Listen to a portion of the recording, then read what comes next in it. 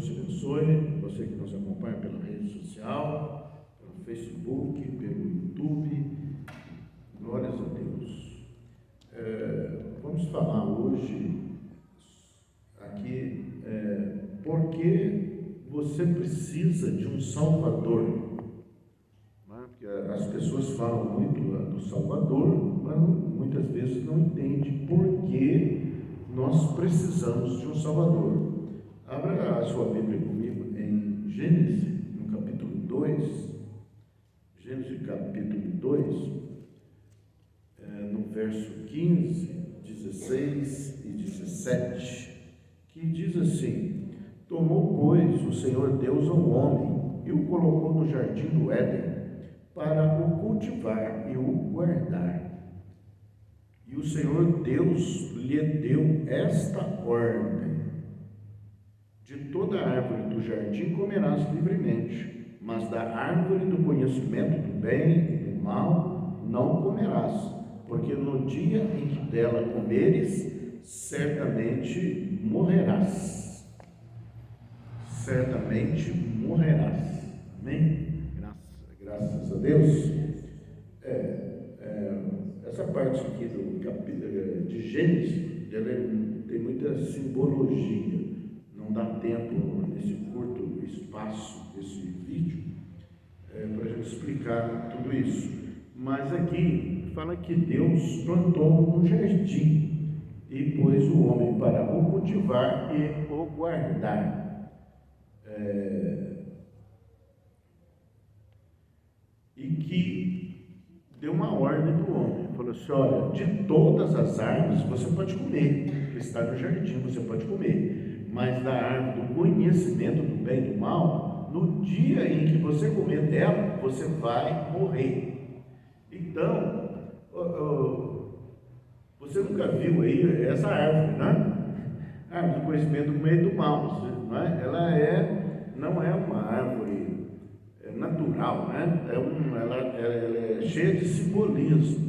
Comer da árvore do conhecimento do mal é que Deus deixou um jardim para o homem cuidar, deixou a sua mente para cuidar, deixou as normas de Deus, a palavra de Deus, para o homem cuidar e para o homem viver segundo Deus, conforme Deus quer que o homem viva.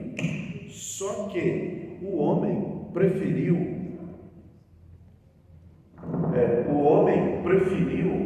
viver a sua própria maneira, divorciado do pensamento e das ordenanças de Deus,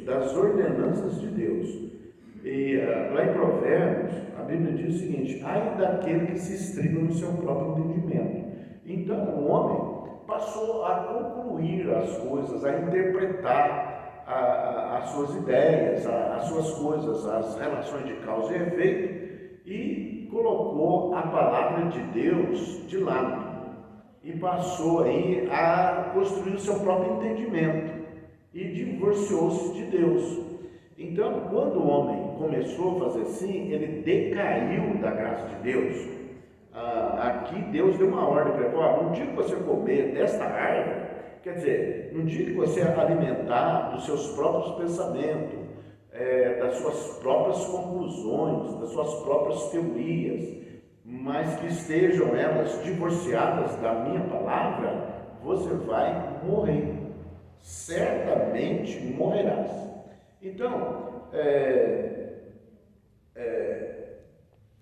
quando o homem, então, ele começa a viver assim, ele morreu, mas morreu como? Ele morreu espiritualmente, o espírito dele ficou morto, e ele perdeu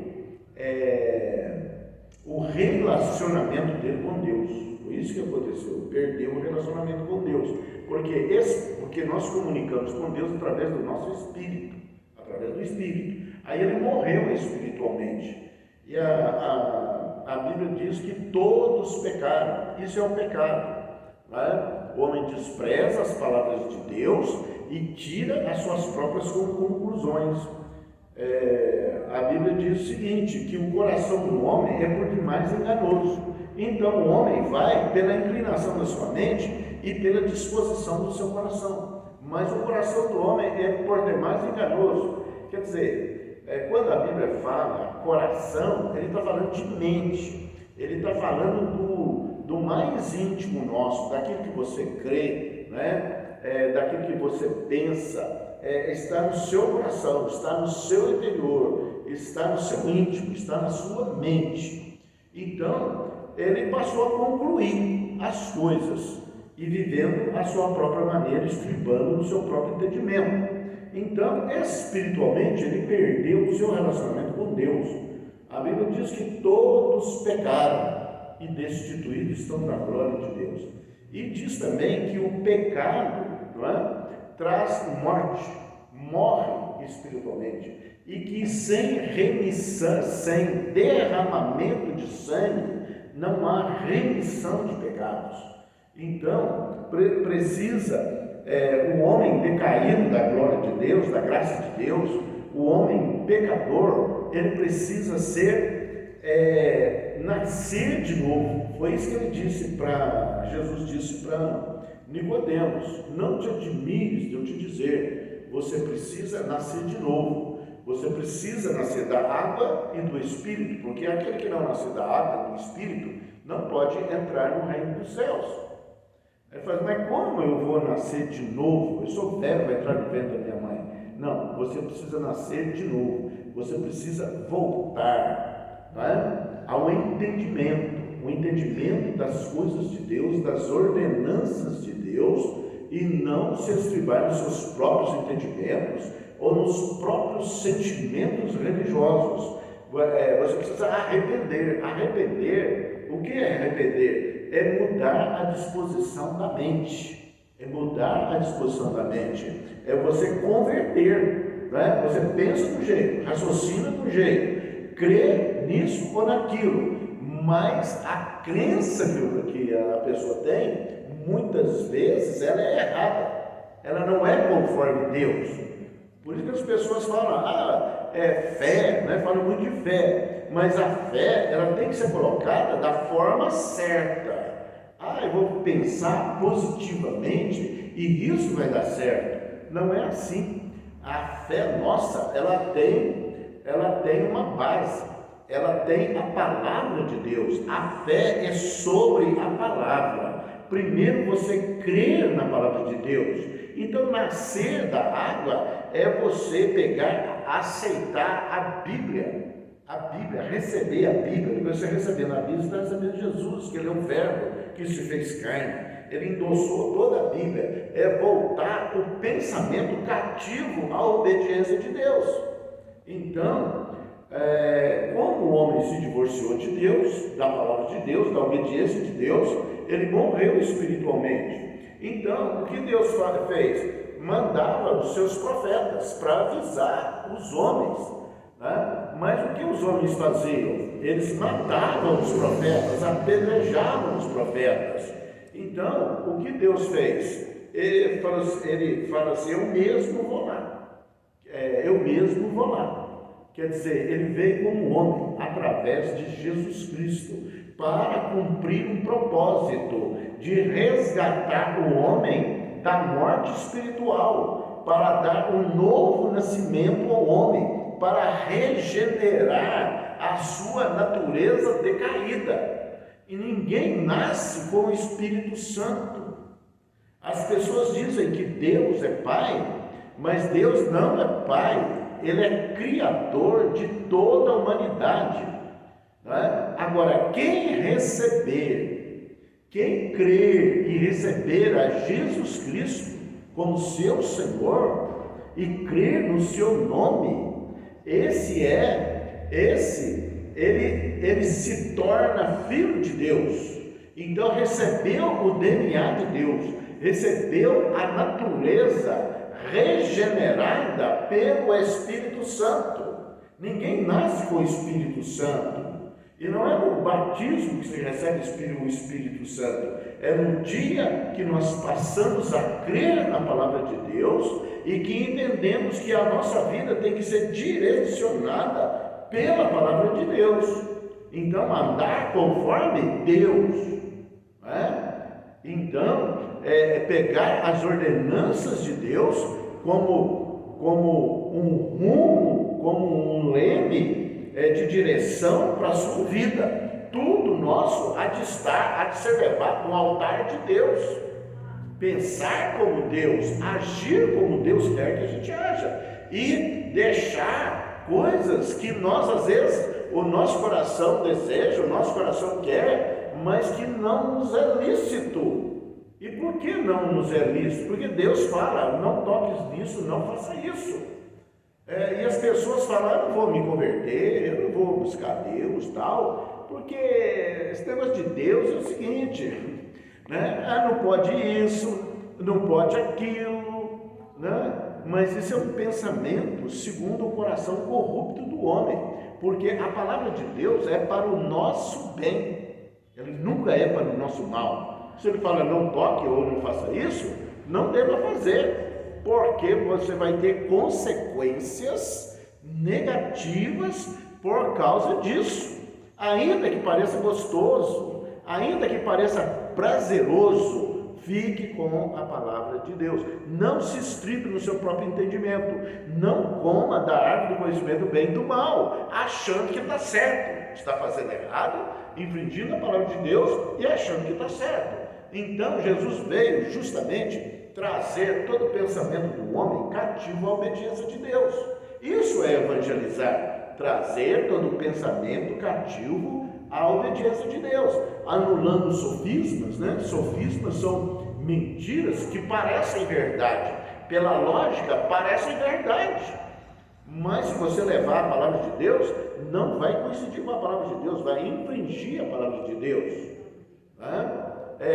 Por isso que tem aí uma conversa, né? Que as pessoas fazem isso ou fazem aquilo e dizem o seguinte: o que que tem?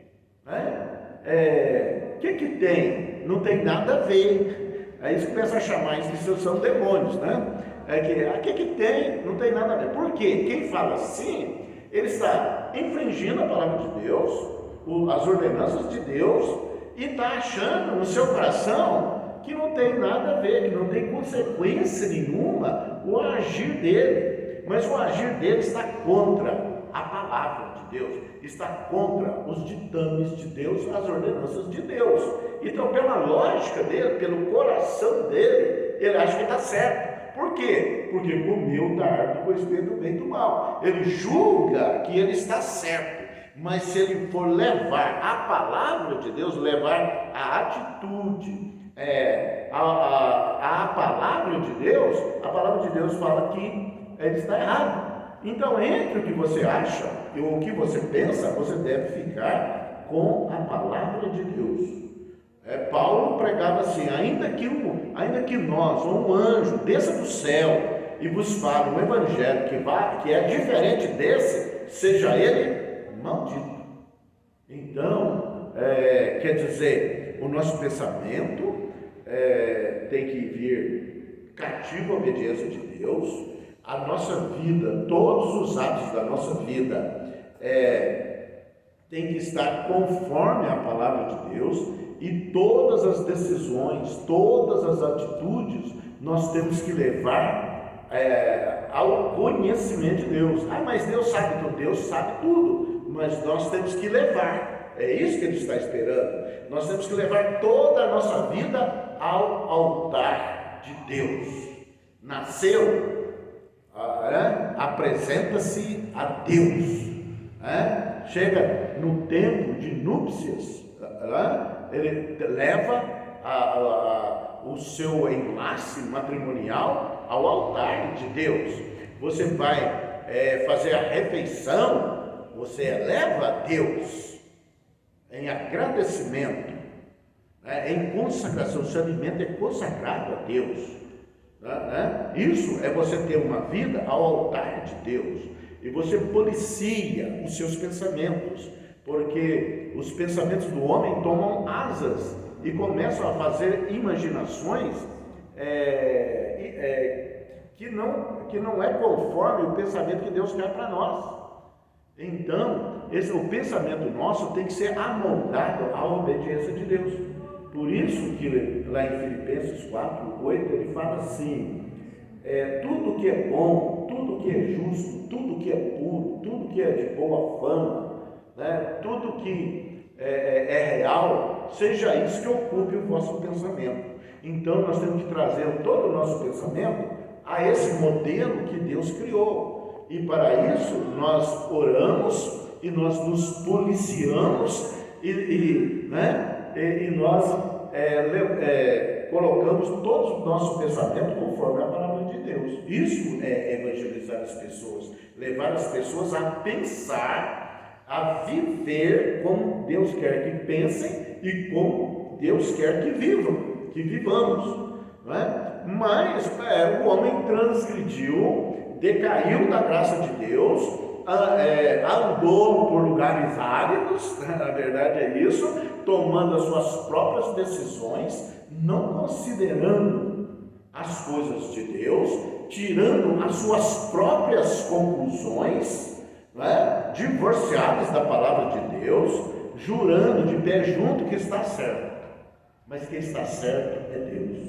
Quem sabe todas as coisas é Deus.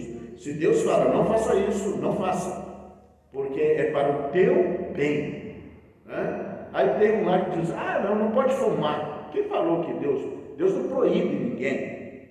Deus não proíbe. Todas as coisas nos são lícitas, mas nem todas nos convêm. Não pode fazer. Meu irmão, Deus não vai proibir ninguém.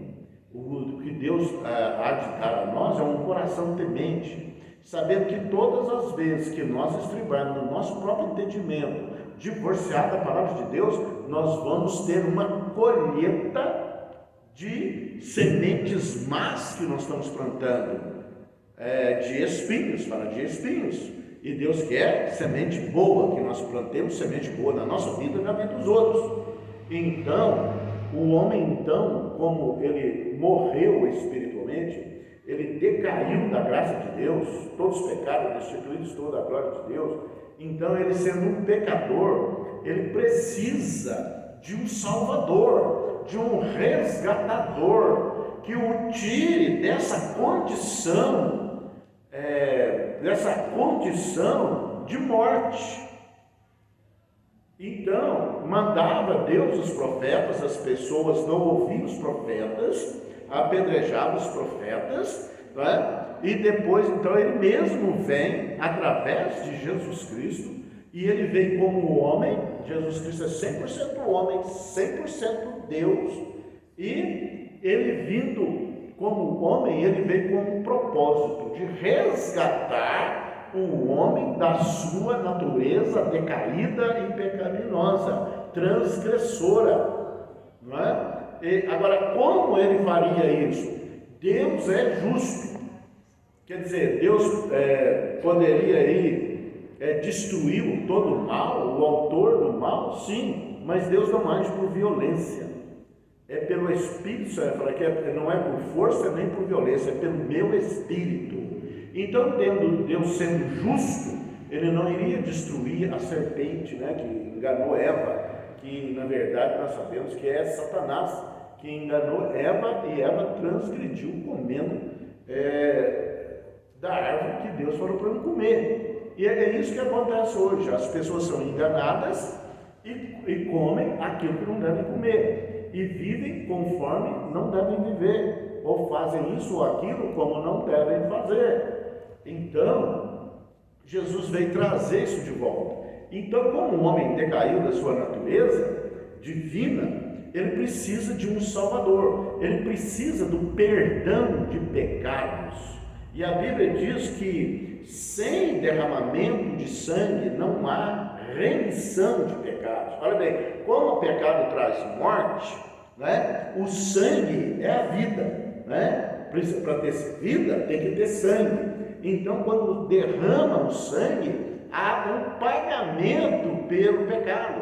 Agora, não seria aceito na justiça de Deus o derramamento de sangue de qualquer pessoa, de qualquer homem, de homens e mulheres pecadores.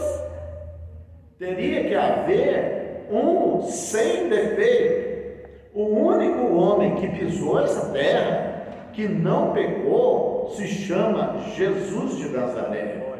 Por isso que ele é o Cordeiro Santo, ele é o Cordeiro sem defeito, como João Batista falou, eis o Cordeiro de Deus que tira o pecado do mundo. Então só ele podia fazer esse resgate. Só ele tem a legitimidade para resgatar o homem do pecado, para trazer o homem de volta para Deus, para fazer a reconciliação do homem com Deus.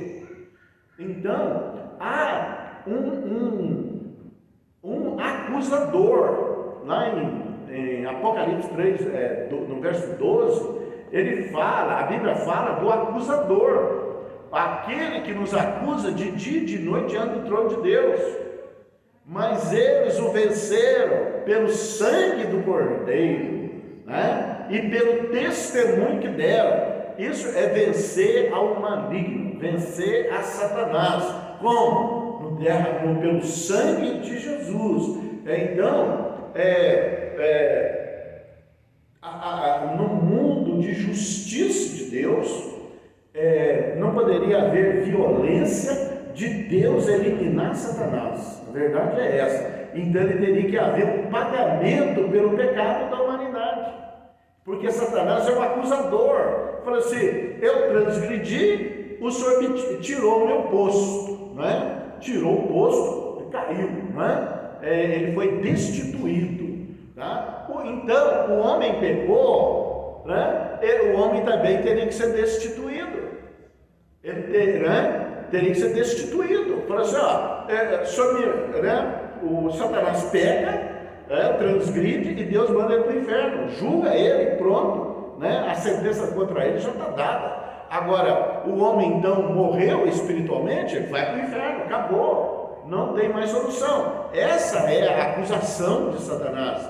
Aí ele não contava que Deus viria como homem através de Jesus Cristo, e ele escutando a acusação. Eles pecaram, morreram, né? Então acabou, a terra agora está sob meu domínio. Agora, aí Jesus fala assim: não, eu pago o preço da dívida deles, né? E só o sangue de um justo poderia fazer este pagamento, para calar a acusação do diabo, né? Ele fala: aqueles, nenhuma condenação há para os que estão em Cristo Jesus. Olha bem, então ele não pode acusar, porque o sangue de Jesus derramado, vertido, né? Ele pagou o título da dívida. Nós éramos devedores diante de Deus, devedores diante do mundo espiritual, de Satanás, mas ele vem e fala assim: eu compro eles, eu pago o título da dívida que era contra eles. E esse pagamento, ele não poderia ser em moeda, em dinheiro, mas teria que haver um correspondente significativo, porque morreram e precisavam ser trazidos à vida. E só o derramamento de sangue de um justo poderia ser o pagamento hábil para resgatar o homem.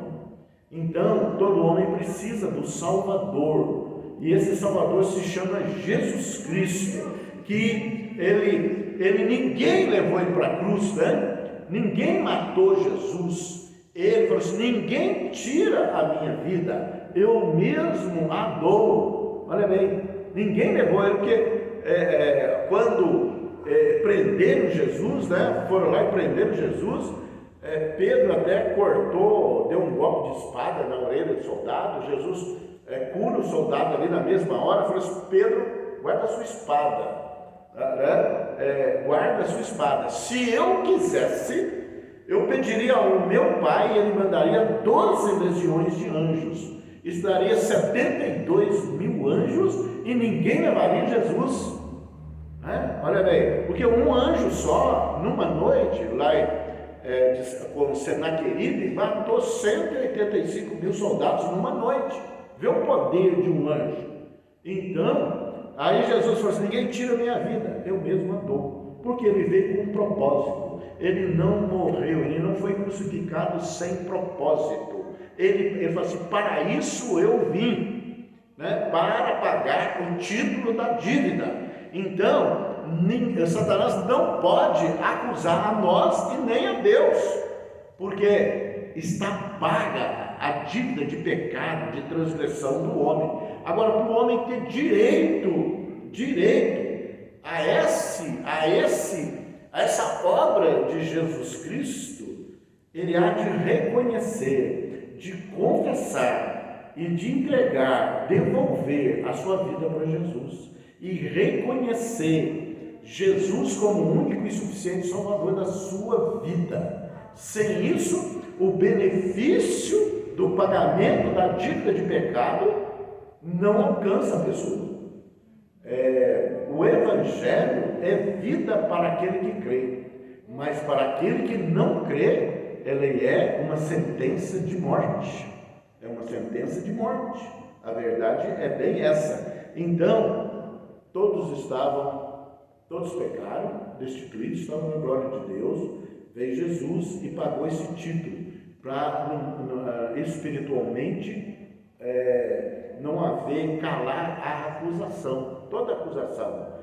Por isso que lá em Romanos a palavra de Deus diz que nenhuma condenação há para os que estão em Cristo Jesus. Se é Deus quem nos justifica, quem nos condenará de toda acusação? Jesus pagou o título da dívida contra nós. Então Deus nos aceita por Jesus. Jesus comprou a sua vida.